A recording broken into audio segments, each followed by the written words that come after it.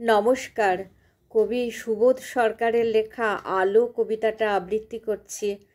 আপনাদের ভালো লাগলে অবশ্যই আমার চ্যানেলটাকে সাবস্ক্রাইব করবেন, লাইক করবেন, শেয়ার করবেন, বেল বাটনটা প্রেস করবেন।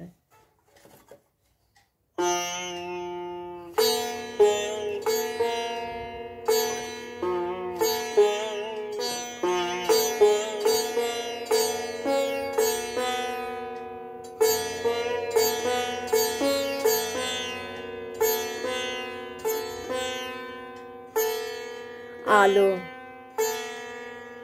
যে আলো পৃথিবীতে পৌঁছতে 2000 বছর নেয়, তুমি সেই আলোর মতো। আমি যতবার দেশলাই জ্বালি মনে হয় এইবার আমি পুড়ে মরব, কিন্তু নক্ষত্র আমার বিষয় নয়।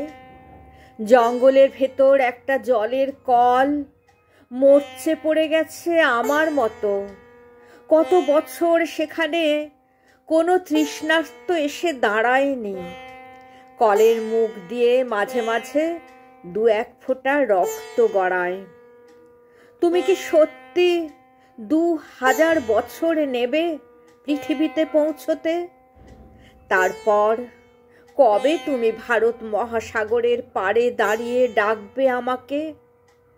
ডাকলেই তো হলো না, আমাকে তো শুনতে হবে।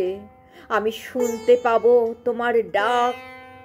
আলো, এই এক জীবনে আকাশ পথ চিনে চিনে যে পাখি ফিরে আসে তারও কিছু চিহ্ন থাকে।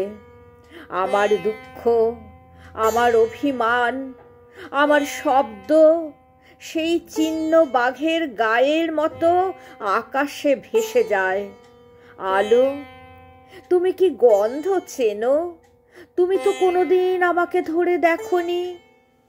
আদিগন্ত সমুদ্রে একটা ঢেউ ঢেউ নিয়ে আছড়ে পড়ে, একটা তরঙ্গ আর একটা তরঙ্গ নিয়ে চলে যায়।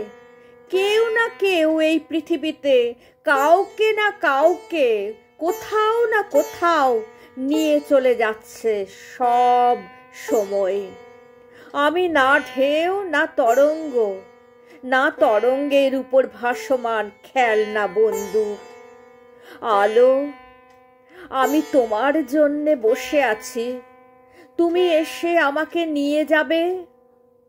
কিন্তু কোথায় নিয়ে যাবে তুমি? যেখানে ঢেউ ঢেউকে নিয়ে যায়, যেখানে তরঙ্গ তরঙ্গকে নিয়ে যায়। আমি কি পারবো তোমার সঙ্গে যেতে?